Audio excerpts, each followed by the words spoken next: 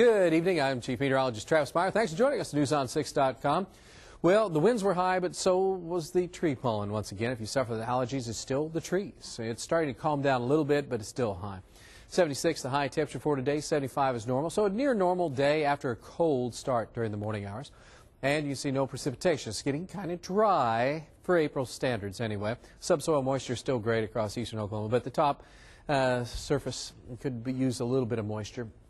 And we do see that coming. But I tell you, with windy days like what we've just gone through, that kind of dries us out pretty fast. We've had wind gusts that average anywhere from about 30 miles per hour around Tulsa to 40 to 50 miles per hour when you get in northwestern Oklahoma. During the late afternoon hours, wind gusts maxed out around 32 miles per hour in Tulsa, 35 at Stillwater, 41 down Oklahoma City. And guess what? More of that is moving our way as we work our way on into tomorrow. It's going to be a very windy day. Even Friday, with some storms in the area, should be very windy. So what's expected? Well, our severe weather potential here in northeast Oklahoma, and again, this is the most likely probability, is that little, if any, chance of severe weather likely until after midnight. So it really goes into Friday when our best chance of bad weather will occur, primarily hail and wind. Could be a few isolated tornadoes to go with that, so it's going to be a real close call. So you definitely have to be aware of the weather situation. As we go on into Saturday, we could have some remnant thunderstorms, especially from Tulsa south and east, where with hail and wind would be the primary factor. So we'll be watching that. Again, all of Thursday looks good, with the exception of late night, around midnight or after. That's when a higher probability of severe weather could move into the area. So really showing Thursday just kind of more Thursday night late.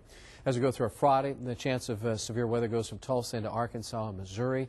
So we'll kind of be on the back side of it, but still it'll be in the vicinity, and therefore we're concerned because it is that time of year. A lot of wind coming up. As we go through the overnight hours, winds averaging 15, 20 miles per hour.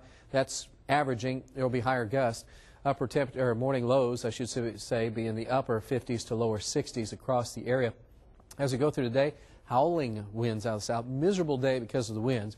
As you can see, some orange arrows which indicate winds of over 30 miles per hour. Some gusts should exceed 40 from Tulsa to the north and to the west. South and east will be about 25, maybe 30 mile per hour gusts, but still too windy really to enjoy a whole lot.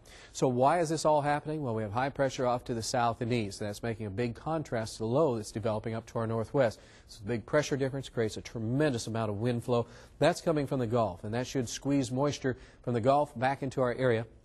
Give us a pretty good setup for Thursday, or late Thursday night, Friday, for severe weather outbreak across the area. That will extend into Missouri and also into Iowa. As this system moves further to the east, by the time we get into the weekend, highest probabilities now look like in southeastern Oklahoma and into Arkansas for severe thunderstorms, large hail, damaging winds.